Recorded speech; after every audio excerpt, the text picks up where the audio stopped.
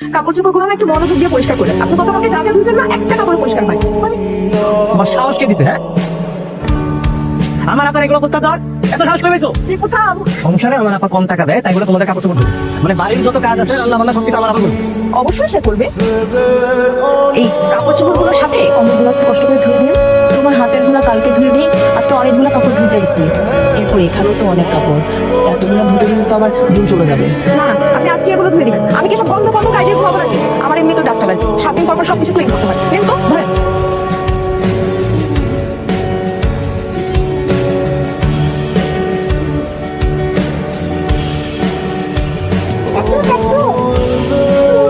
আম্মু আছে শুক্রবার ঘুমাই দিতে ডিস্টার্ব করে। কেন কি হইছে? কি হয়েছে বলো? পুপিকে আম্মু বোকাচোকা করছে। কি? পুপিকে আম্মু বোকাচোকা করছে।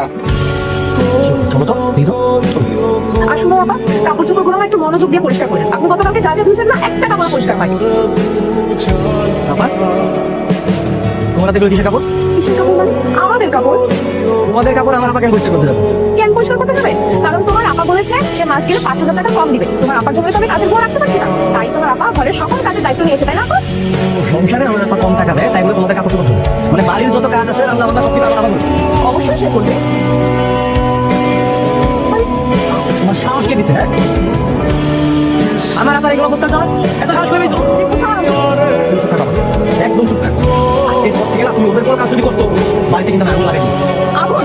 আগুন কে তার ঘরে লাগে? আমিও দেখছি। ফের বাবা, ফের বাবা, এদিকে আসো। কি হয়েছে? কি হয়েছে? তোমার ছোট ভাই এতক্ষণ আমার সঙ্গে গলা উঁচু করে কথা বলেছে। এই কথা কথা আমার মুখের উপর চলে গেছে। কত বড় বেয়াদব! তুমি কিছু শুনো নাই? ঘরে বসে আঙ্গুল চুষতেছো? দীপু কি সমস্যা? তোমার বৌদিরা বলছে না তোমার তুমি ঘরে যা সেটাই করো, তোমার চেহারার সাথে এটাই যায়। দেখছো? দেখছো না আমি বেয়াদবের কথা বলতেছে?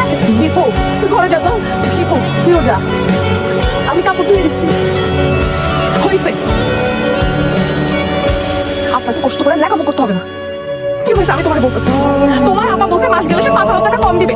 তাই আমি তাকে বললাম, আপনি যেহেতু মুরব্বী মানুষ, ঘরের তো কিছু দায়িত্ব কর্তব্য আছে, আপনি তাহলে নিজের হাতে তুলে নেন। সে বললো তার কোনো সমস্যা নাই। আর এই কাহিনীটা দেখে রাখো, তোমার ছোট ভাই কেন কথা জমে যাচ্ছে।